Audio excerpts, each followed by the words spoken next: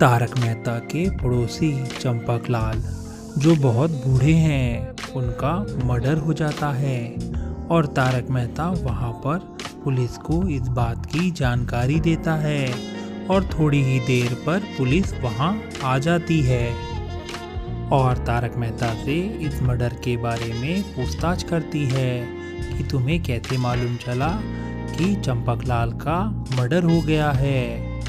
तारक मेहता बोलता है, जब मैं शाम को ऑफिस से घर आया तो मुझे बाजू वाले घर से किसी की चीखने की आवाज़ आई और जब मैं वहां जाकर देखा तो वहां बहुत स्नो होने के कारण शीशे पे मॉइस्चर आ गया था और जैसे ही मैंने उस मॉइस्चर को रिमूव किया और देखा तो चंपकलाल का मर्डर हो चुका था।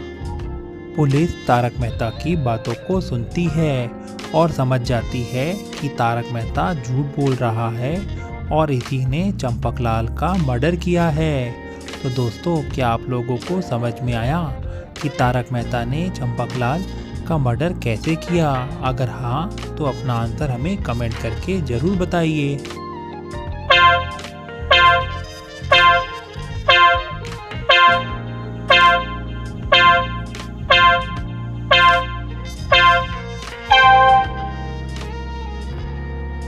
उम्मीद है दोस्तों आपने इस पहेली का आंसर दे दिया होगा। अगर नहीं दिया है तो कोई बात नहीं, चलिए इसका आंसर देखते हैं। तो दोस्तों, तारक मेहता ने पुलिस को बताया था कि जब वो चंपक चाचा के खिड़की पर जाता है तो वहाँ पर ओस जमी थी और उसे ओस साफ करने के बाद ही अंदर देखा चंपक चाचा का मर्डर हो चुका था और तारक मेहता यहीं पर गलती कर गया। चलिए हम बताते हैं कैसे। क्योंकि अगर बाहर बहुत ठंड है तो ओस घर के अंदर जमेगी, न कि बाहर। और यही सुनकर पुलिस ने तारक मेहता को पकड़ लिया। उम्मीद है दोस्तों आपने भी यही आंसर दिया होगा और इस मजेदार पहेली के लिए एक लाइक तो बनता है। चलिए अब हम लोग अगली पहेली देखते हैं। कल रात पोपटलाल के घर में चोरी हो जाती है और अगले दिन पोपटलाल वहां पर पुलिस को बुला लेता है और पुलिस के पूछने पर पोपटलाल पुलिस को सारी जानकारी देता है कि कल वो ऑफिस से आने के बाद खाना खाने के बाद नींद की दवा लेकर सो गया क्योंकि इस समय उसे बहुत ज़्यादा टेंशन है और उसे नींद नहीं आ रही। इसीलिए डॉक्टर की सलाह पर वो आजकल डेली नींद की दवा लेकर सोता है और इसी बीच लगता है कोई चोर आकर उसके खिड़की से अंदर घुसकर सारा सामान चोरी करके ले गया और सारी कीमती चीज़ें भी अवेलेबल नहीं हैं। पुलिस पोपटलाल की बातों को सुनती है और समझ जाती है कि पोपटलाल झूठ बोल रहा है और उसी ने अपने घर पे चोरी की साजिश की है और चोर वही है। तो दोस्तों, पुलिस को कैसे मालूम चला कि पोपटलाल ही चोर है और वो झूठ बोल रहा है? अगर आपको आंसर मालूम है तो कमेंट जरूर करें।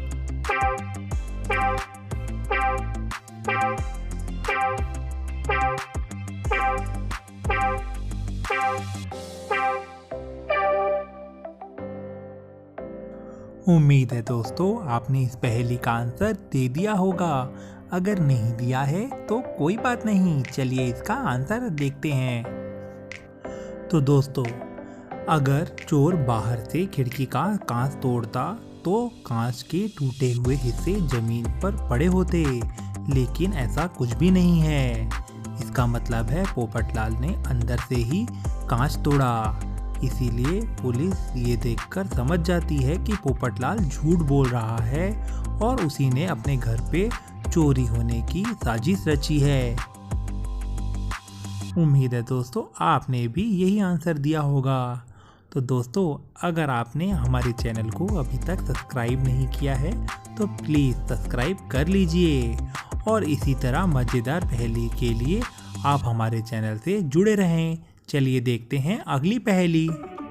डॉक्टर ऋतिक इंडिया के बहुत बड़े साइंटिस्ट हैं और उन्होंने देश के लिए बहुत सारे इन्वेंशन किए हैं जिससे लोगों को बहुत ज़्यादा फ़ायदा हो रहा है। और इस समय डॉक्टर ऋतिक कोरोना वायरस की दवा बनाने में लगे हुए हैं और इस बात की जानकारी कुछ आतंकवादी संगठन को हो जाती है और वो डॉक्टर ऋतिक का किडनैप करके ले जाते हैं और वो आतंकवादी डॉक्टर ऋतिक को एक अंधेरे कमरे में बंद कर देते हैं और जहां से बाहर निकलने के लिए कोई रास्ता नहीं है। तभी वहां पर लाउड स्पीकर में एक अनाउंस होता है कि डॉक्टर ऋतिक आप बहुत इंटेलिजेंट लगते हैं और आपके सामने हमने एक क्लू रखा है और अगर आप इस क्लू को सॉल्व कर लेंगे तो आप इस दरवाजे से बाहर जा सकते हैं। और तभी डॉक्टर ऋतिक का ध्यान दरवाजे के ऊपर पड़ता है। वहाँ पर एक क्लू होता है और इसी का आंसर देकर तो दोस्तों क्या आप लोगों को भी इस पहेली का आंसर मालूम है? अगर हाँ तो हमें कमेंट करके ज़रूर बताइए। हम आपके हर कमेंट को ध्यान से पढ़ते हैं और आपके कमेंट का हमें बेसब्री से इंतज़ार रहता है।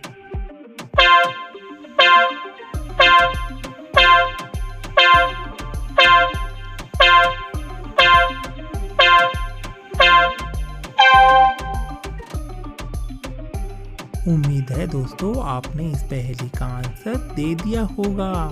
अगर नहीं दिया है तो कोई बात नहीं, चलिए इसका आंसर देखते हैं। दोस्तों अगर आप इस क्लू को ध्यान से देखेंगे तो इसमें एक मैन बना है और साइड में एक दौड़ता हुआ आदमी है, इसलिए इसको जोड़कर मैन को बनेगा। और डॉक्टर ऋतिक भी यही आंसर देते हैं और उस दरवाजे से बाहर निकल जाते हैं। उम्मीद है दोस्तों आपने भी इस पहेली का यही आंसर दिया होगा। चलिए अब हम लोग अगली पहेली देखते हैं। दोस्तों ये पहेली एक मौजी पहेली है और आपके सामने एक मौजी इमेज है और आपको हमें ये देखकर बताना है कि इनमें से ऑड वन आउट कौन सा है, मतलब कि बाकी से अलग। तो दोस्तों अपना आंसर हमें कमेंट करके ज़रूर बताइए।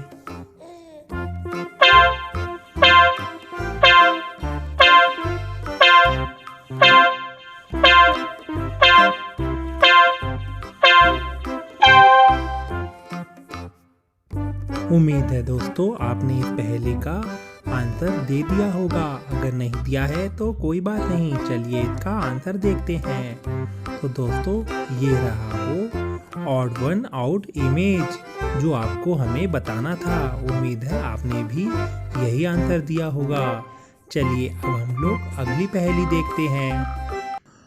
दोस्तों ये पहेली एक इमेज पहेली है और आपके सामने दो इमेज हैं जिनमें से पहले वाली इमेज पे दया भाभी फ्रिज के सामने खड़े हैं और दूसरे वाले फ्रिज के सामने बबीता जी खड़े हैं। और आपको हमें इन दोनों इमेजों में से देखकर ये बताना है कि इन दोनों में से ज़्यादा रिच कौन है, मतलब कि कौन ज़्यादा अमीर है। तो दोस्तों अपना आंसर हमें कमेंट करके ज़रूर बताइए।